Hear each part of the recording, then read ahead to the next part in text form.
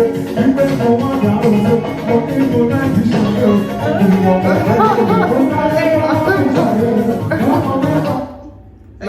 that's in Texas. Okay, people, hello everyone, and welcome to Shiju's Chronicles. This video is like one of the many. What am I saying? I'm starting again.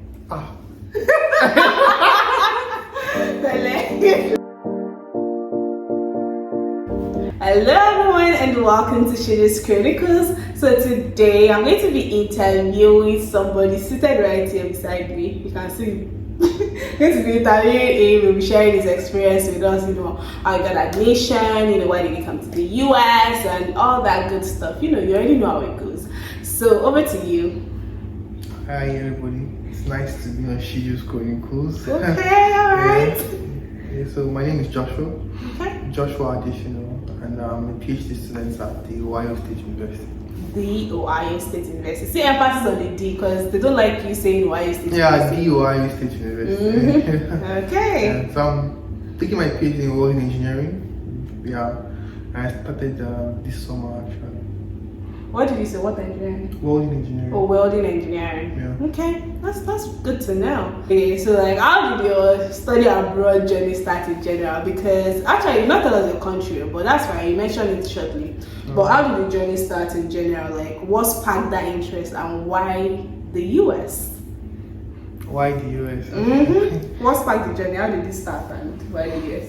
So I had my undergrad at the University of Lagos in Nigeria. Okay, alright. Yeah, so Back to school. So I studied metallurgical and materials engineering. Yeah, I finished with the first class. Are you serious? The not people that you call it means book for my subscribers. So I said that, but it's fine. I don't like to brag about it. Please brag. So I finished the first class from the University of Lagos, Nigeria. So my postgraduate journey started in I think it was my fourth year. Yeah, towards my third year / fourth year when I was looking for internship opportunities. Yeah, so I remember going through the whole of Ikeja and some parts of Shagam looking for an internship. Are you serious? Yeah, because then as a metallurgical and materials engineering student, the course was I would say was relatively new in Nigeria. Most people don't even know.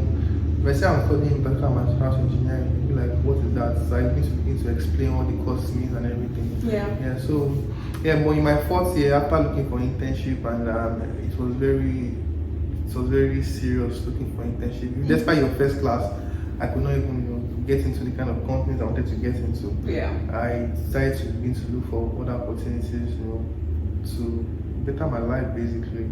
Like I can't continue like this.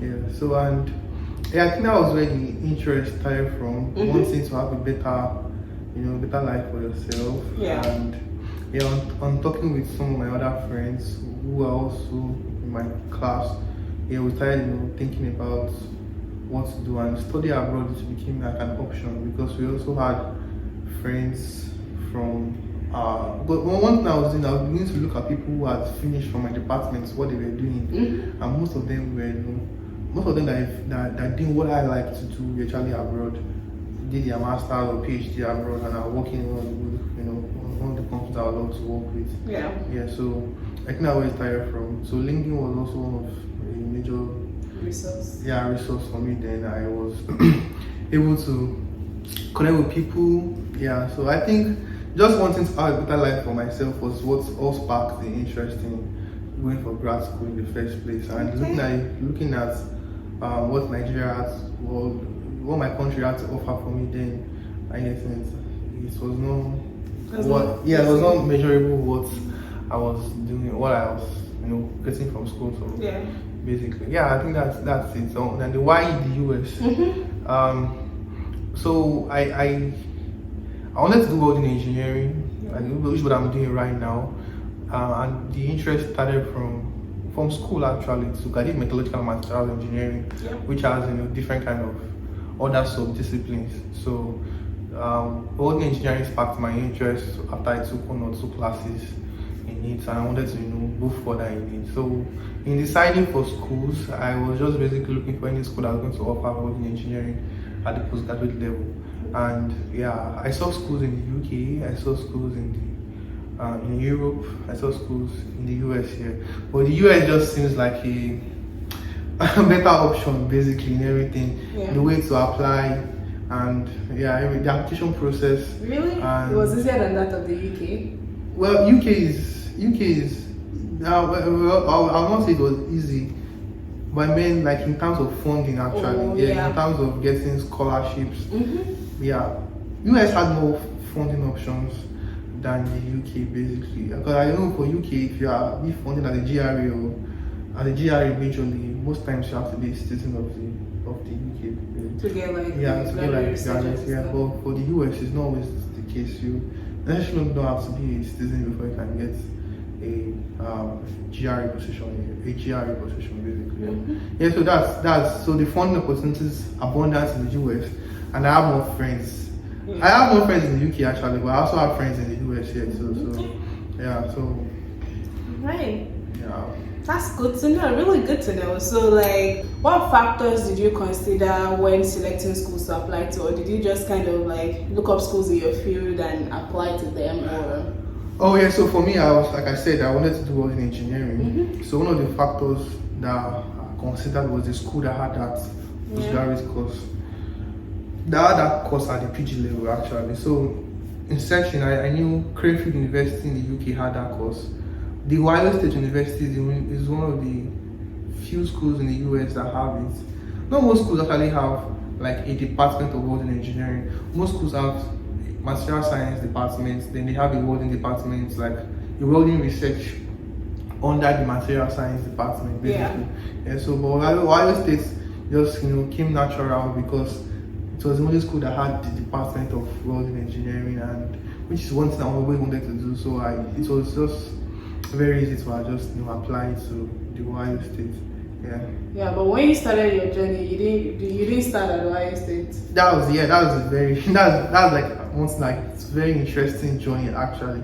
So the application process for the Ohio State simply as at the time I was applying, that was even during the COVID or before the COVID, just before the COVID period, you had to have GRE, TOEFL basically. And so I took some time to prepare for the exam and also write the exam. So I was doing that during my NYSC period.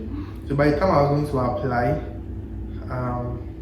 by the time I got my GRE ready and my TOEFL ready, the application, the deadline for application had already passed. I guess deadline was November 30th or 31st. Does November have 31 or 30th?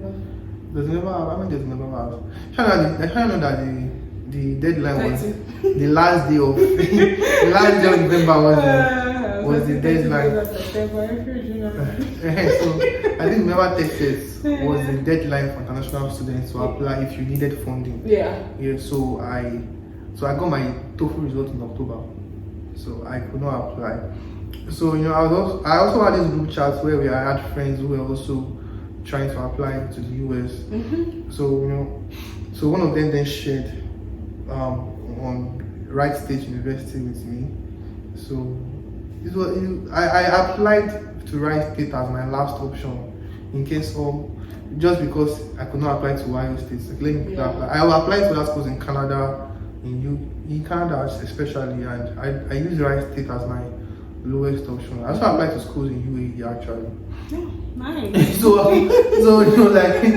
like I was looking for postgraduate program, but in material science. But those schools had like welding engineering research under them, but they were in material science department. So one of my friends told me about Wright State. Like I said on the group chat, I applied because it was very easy to apply to Wright State. They didn't need any GRE, TOEFL. They even waived TOEFL for Nigerians. That's nice. Yeah, so I applied. I got a response like in a month's time, and I was admitted already. Was it a master's program? Yeah, so I applied for a master's in material science there. So there was no welding engineering option, but at least my own mind was that okay, once because I was in my NYC and immediately I finished my NYC, my plan was to travel. So I was like, okay, once I'm done with my NYC, and I will not have any gap. I'll just use that opportunity to travel and still. Though it was a partially funded program, which is a lot. So, but I understood the options I had at that point in time. Discussing with my sponsor and everything, I was able to take the program. Nice. So I'm getting to the US. So I keep, funny enough, this month to make it my 1 year being in the US. Yay! Okay. So I'm getting to the US. I continued my application. Then I put in my application for the Ohio State University, and I applied to the welding engineering, the material science program actually. The funny thing was that when I was applying I wanted to apply directly to welding engineering program. Yeah. But at that point in time, they had waived the GRE option for material science, and GRE was still necessary for welding engineering. I wrote the GRE actually. I had 308 or something. Okay, alright. So I felt the score was not too high because I was thinking. But when I really checked through their website, it was like people that typically come to the welding engineering program have scores between 316 and 320. Guys, I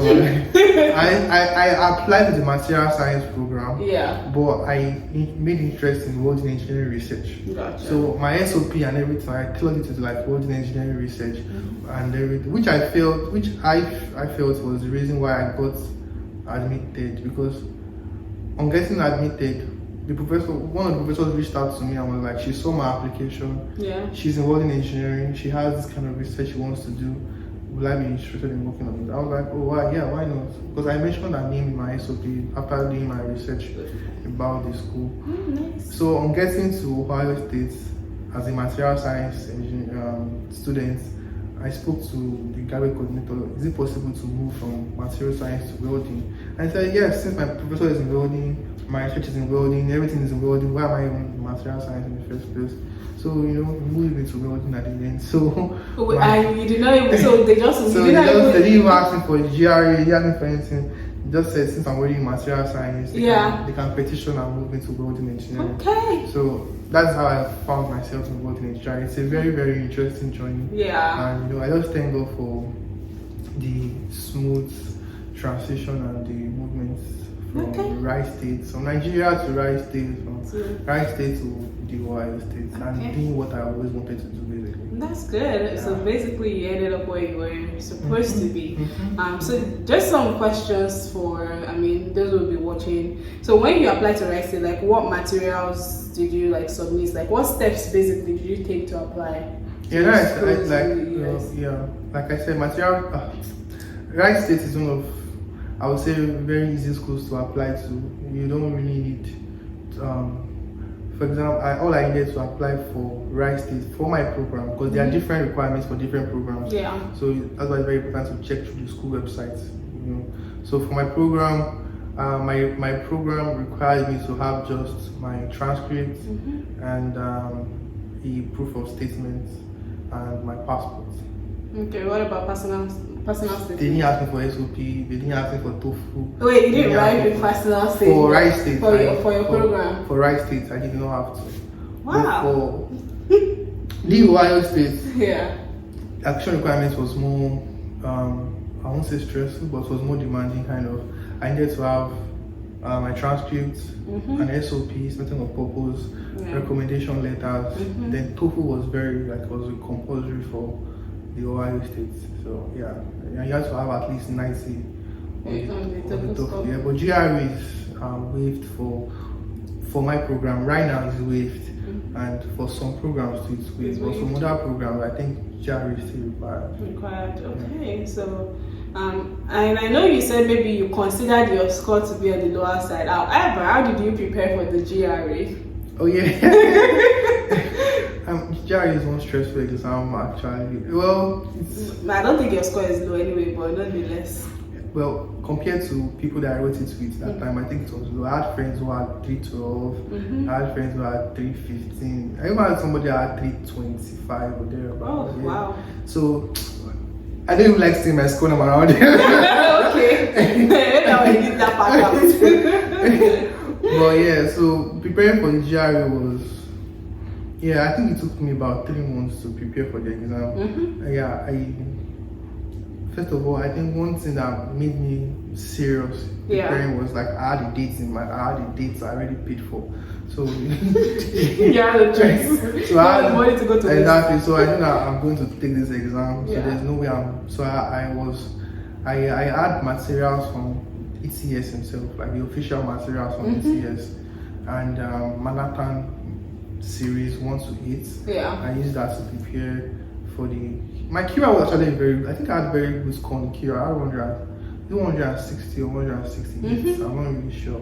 I had very good score in the Kira. It was the VR that actually messed me up, and that's because I'm good with, because I wrote toefl. I did well with my toefl. But I think I needed to pay. I did my preparation, so I paid more attention to the VR. But understand, so somebody basically has to understand the strengths and weakness when preparing for that exam.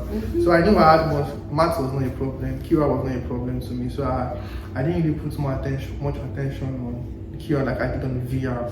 So even with that safe, I still score. But the VR was the challenging part for me. I used ETS materials, I used Manhattan materials, and I used I think I used the Princeton VR materials to prepare also. And for the analytical parts, I can't really remember what I used, but I know there was some books that had essays that you then type, something like that. And I also took the free exam from ETS, power prep, when preparing for the exam. I was even confident, I did well on those power preps. So I was thinking, at least from this exam, we should be nice. But this is what it is. Thank God. Right. Okay, so I know you said for state you did not write a personal statement. However, you did submit a personal statement for Wright State. However, did you kind of write a personal statement before applying to Wright State in general? I had to submit a personal statement for the Ohio State when applying. I'd written my SOP even before applying to Wright State. Like I said, I applied to other schools. I applied to schools in Canada. I got admitted to schools in Canada, but just that I needed a supervisor. And I was not really feeling the Canada vibe. I don't want to be in the. I wanted to come to the US. Maybe that's why I didn't really follow as much as I with it. So the personal statements, I don't know. How did you go about it basically? What were some things that you feel like you included that made you stand out? So for my personal statements, apart from talking about my academic background, I also did a little bit of research into the school I'm applying to also make mention of why I'm applying to that program, why that school, and before I also went through the website to look at the faculty members that are doing what I like to do, or that are doing research in the area I want to do research, and I also mentioned their name in my SOP basically. Currently, funny enough, the person I'm working with on my research right now, I mentioned her name when I was writing my SOP, and she reached out to me and was like, she saw my application, and I guess probably that was where she got to see it from. Okay, so you submitted letters of recommendations, right? For Ohio State, submitted 3 you didn't submit for Wright State? For Wright State, she didn't need a letter. Okay, Wright So State. you can look up Wright State. Did you have to evaluate your transcript? Wright State does not need to evaluate your transcript. And Ohio State too. Ohio State they too, don't. they don't need. Was it official you used? Wright State is usually they are bent on getting the official transcripts because they need official transcripts. I think Ohio State so actually is. Ohio State requires official thing. So for my school, I think I had to pay them 2 times. So you have to pay every time you have for transcript. Yeah, Okay. yeah, I think that's it. Yeah. But you used official, but you did not need to evaluate the Yeah, I transcripts. didn't evaluate the transcript, but maybe official. Okay, all right, that's good. So, Ohio State to like you said, Wright State partially funded, Ohio State fully funded. Mm-hmm. Yeah, and the partially funded was very small, not as if it's big. So I think they gave me. So when I say they gave me $10,000 off my total tuition. Yeah. Which was about 2,500 per semester, which is about. The breakdown. I'm trying to look at percentage now, which is about 25% of my total tuition. So you still have to take care of like 75% by yourself. Wow. Yeah. Okay. And there's no, you have to, apart from that, take care of accommodation. Yeah. Take care of your feeding. Yeah. And I think one other good thing is, after my first semester at Wright State, I got the teaching assistant position. Oh, nice. At Wright State. So and I was being paid per hour, so that also made. That's one of the reasons. That one of the reasons I actually said I needed to apply for my PhD because with that kind of. Because one of the reasons why they gave us the TA was because they didn't give me only, they gave me and some of my friends who did well. I had a 4.0 previous semester, so they were like, oh yeah, you guys, So they gave, I think we earned it because of our academic results. And that's one of the reasons why I also thought to myself that if I can get a fully funded offer because it's not a big deal because the kind of result I had and with my academic record, I should be able to get a fully funded. That's what also prepared me to keep applying to my PhD program even after I got my master program. I mean, just a takeaway, a lesson from this, right? Not all teaching assistants, graduate assistantships are like fully funded. Everything depends on the school, depends on the program. Some cover tuition, some don't, some give stipends, some might not. So when you're checking, ensure that you take a look at your department or your program to clarify what that entails or your school, depending on how it is done. And another is that, if you get into a school that maybe you're not fully interested in, you can always transfer. Yeah. Right? So. Yeah, so I think it's very easy to even transfer. It was very easy transferring. Yeah, because all I needed to do was just tell the international office at Wright State that I'm moving to the Ohio State. So they knew what they did. The international office at Ohio State talked to the international office at Wright State, transferred my service to them, as you're not owing Wright State, because glory be to God. Okay, so do you get like an on-campus job like that your first semester when you got here? Oh yeah. For me, my story is like always. I always tell people it's like a story of just God's grace because when I got my first semester on campus, I got an on-campus job. Yeah, I got a job on campus with the economics department. So I was working like as one of their office assistants. Yeah, so that also really made life easy for me because the money from there I was able to use to take care of basic things. So my second semester, I got a teaching assistant. So I think I had like 2 jobs on campus: a teaching assistant and my on-campus job at the economics department. So everything was not to 20 hours though, but it still helped. Yeah, it still helped. Because you have to keep it between 20 hours. Yeah, whilst classes are in session. International student. Yeah. So now to the visa interview, right? What was your visa interview like? How did you prepare for it basically? And what was it like? Where did you do it? You did it So I did my interview in Abuja actually. Okay. Yeah, Abuja, Nigeria. So funny, before I came to the US, immediately after my NYC, I worked for like 4 months. Yeah. So I was working in Lagos.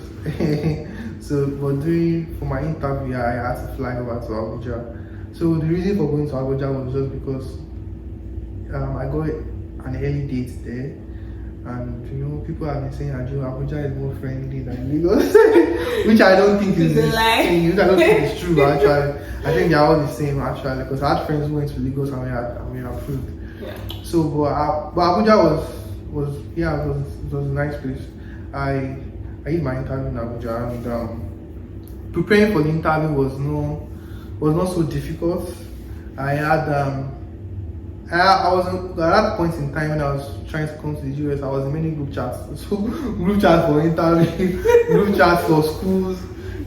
So yeah, but at that point in time, I was on different interview group chats. So people that go for interview drop their transcripts. So I had an idea of the questions they asked people basically. So and since I was going, the school I was going wasn't funded, so I needed to show proof of fund and all those kind of things. So one thing I did that I think that was really helpful for me was I listed out all the possible questions they could ask me. I wrote everything out.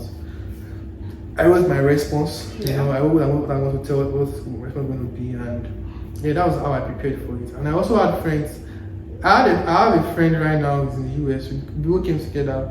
We went to Unilag together. We both went for interview together the same day. We both got our visa the same day, and we are both. He's in United States right now. We both came to United States together. So it was like basically my preparation partner. So asking ourselves questions. He asked me, we chat, like that, and that's how we prepared for it. But preparation is very important, but it can't be like the interview day. I remember when I got to the interview day, I was really I was kind of fidgeting. I was basically stammering, because the woman was like, so what? I can never forget the question she asked me. So what will this course do for you when you come back?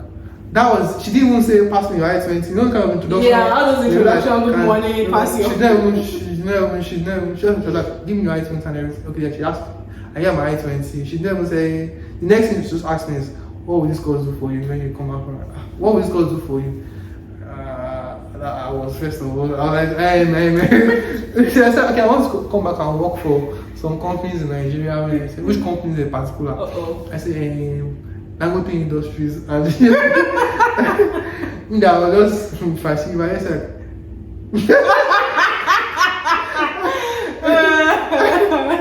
but I was trying to give her best responses to that point in time. So preparation is very good. Yeah. But I think my preparation really helped. But it's not like when you get to the interview, you also have to be confident. You have to comport yourself, which is very, very important. So even though I was scared, I quickly found a way to pick up my responses. And you're like, okay. Yeah. My interview was not up to 3 minutes. 3 minutes, yeah. It was very fast, and the man was like, okay, I got a problem with this. She didn't even ask me to sponsor me. She didn't even ask. She asked me to sponsor me. Yeah. Okay. Yeah.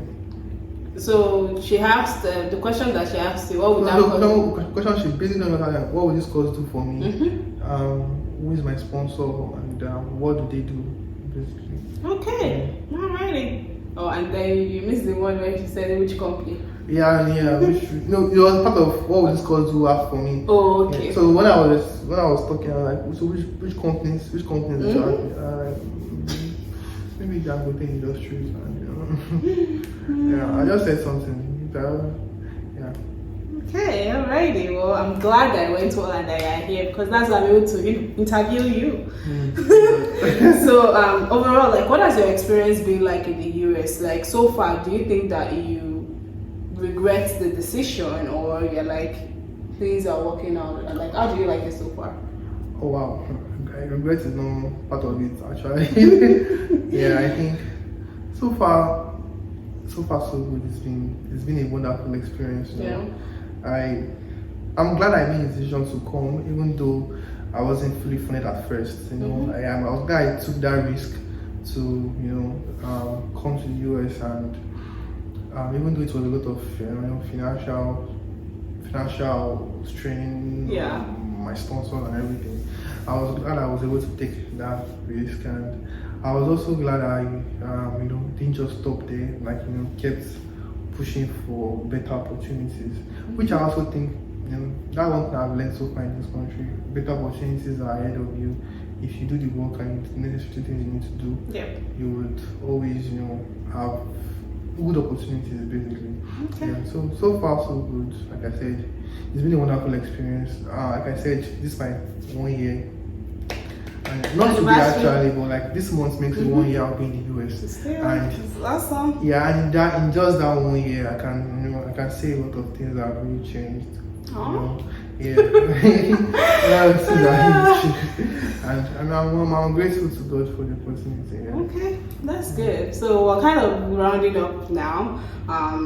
I don't know if there's any question, or like if you're watching the app for him, feel free to put that in the comment, and then I will get that across to him, and we'll get the answers to you. Plus, I plan to invite you for one session I'm planning in 2 months.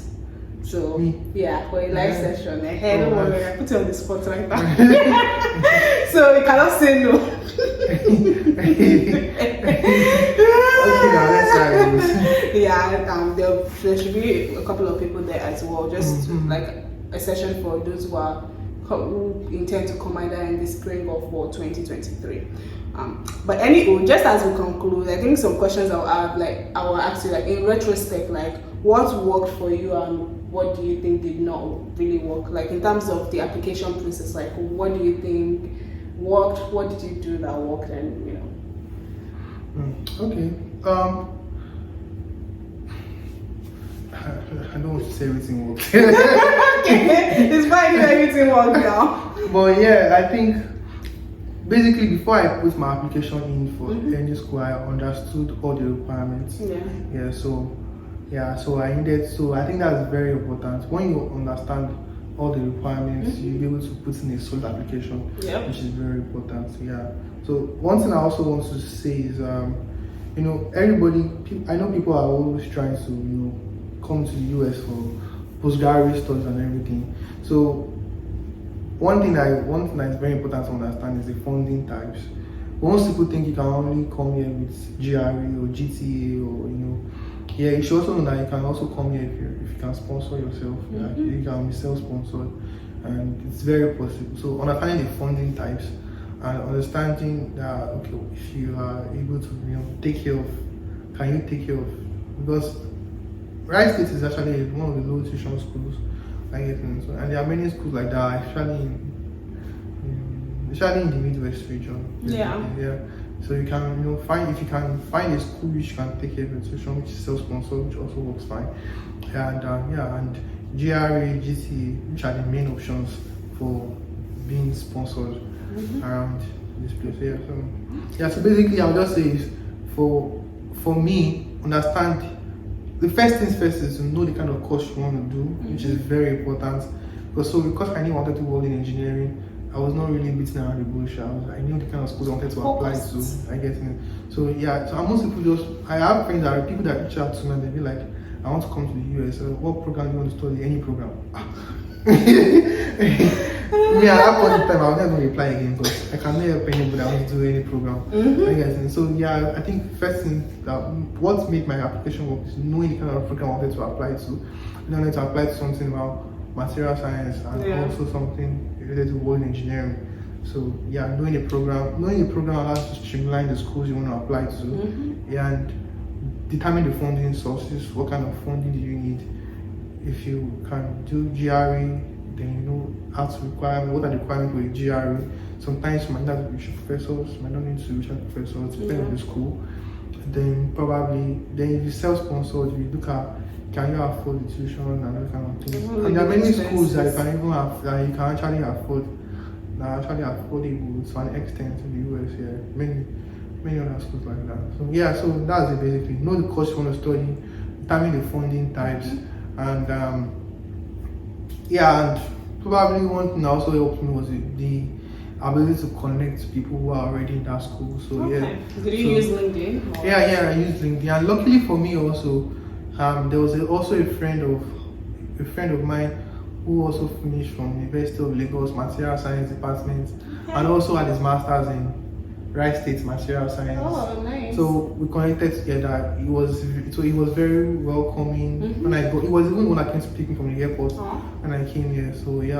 So also connecting with people who are already here also makes everything very, very easy when you get it. And also basically I think that's a general I feel like you kind of already answered my last question. I'm going to be like, what advice do you have for those starting out the process or currently applying? But I think you kind of already covered that. So in essence, definitely, if you want to identify the school you want to study at or schools, know your course. What do you want to study? Okay, it's fine if you're not fully clear or something, but there should be a study area. Like If you want to do math, for example, I have friends who came material science, Yeah. and when they go here, their focus was more refined to energy materials, semiconductors, you know, different kind of niche you can begin to carve out for yourself once you. But you have to be able to define, where you want to come, where you're coming from.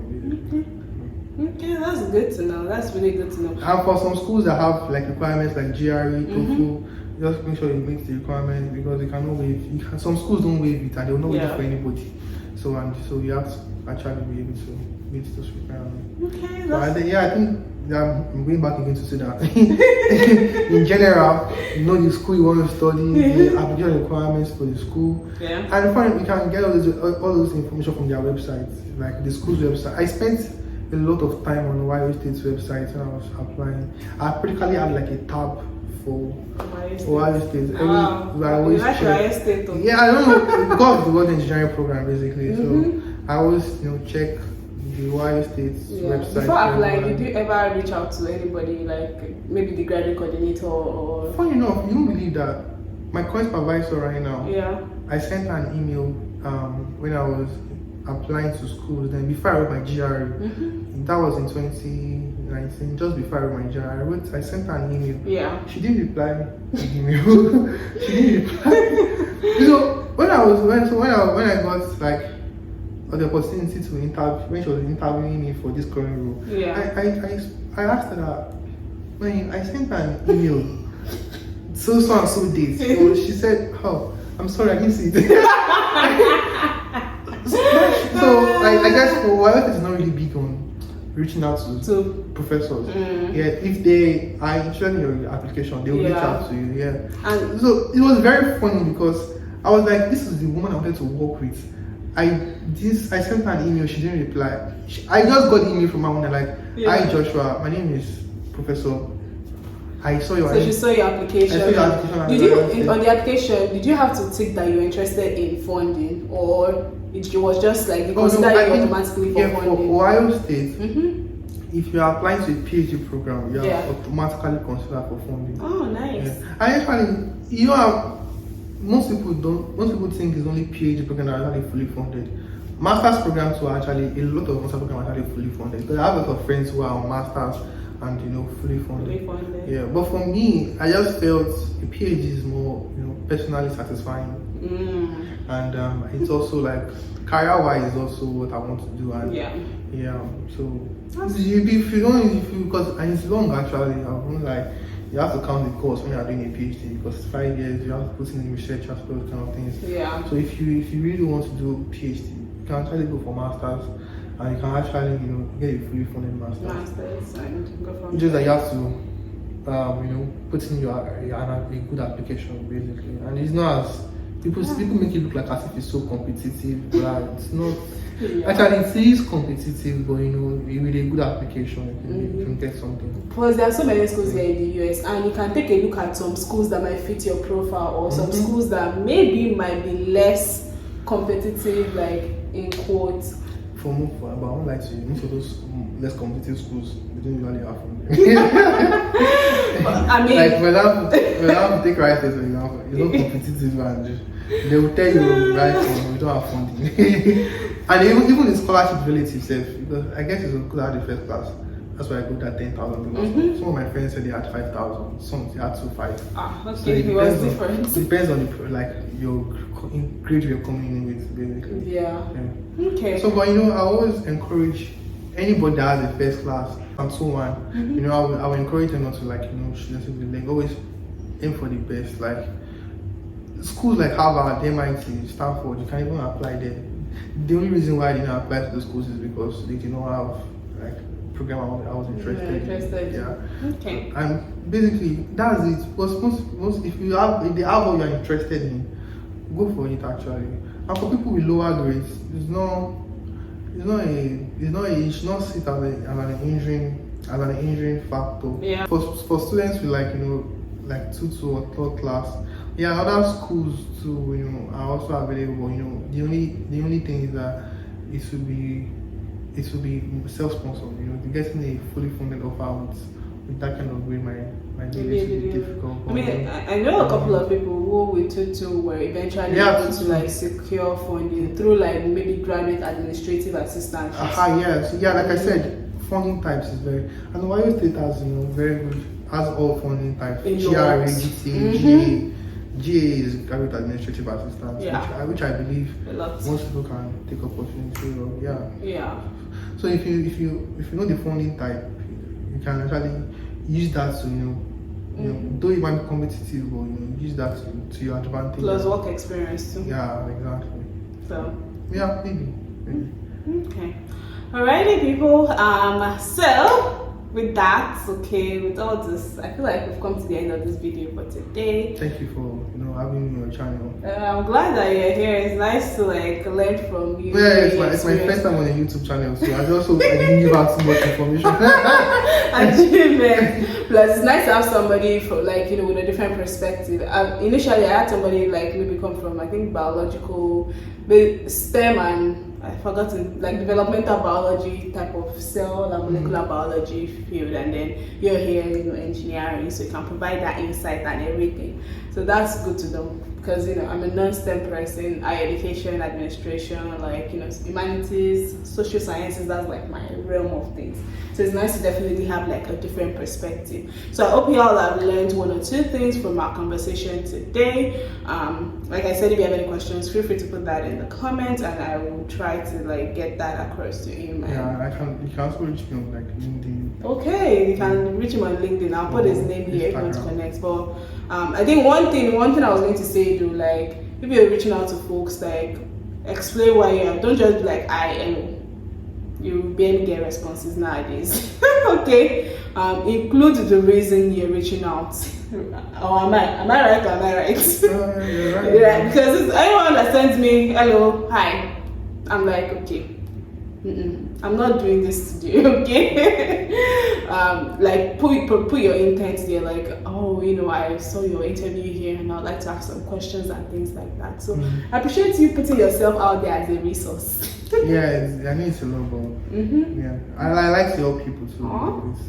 That's good that you're coming to my info session soon, so you can help more people there. Alright, people, with that, like I said, we've come to the end of this video for today. Make sure you give it a thumbs up. Yep. And subscribe. Yeah, please subscribe to Shijus Chronicles. Yes, so we have more information out here to help the immigration process, and I know it's going to be very helpful. Share with your friends, your family, and it's everybody. Yeah. Thank you. Alrighty. Bye. Bye.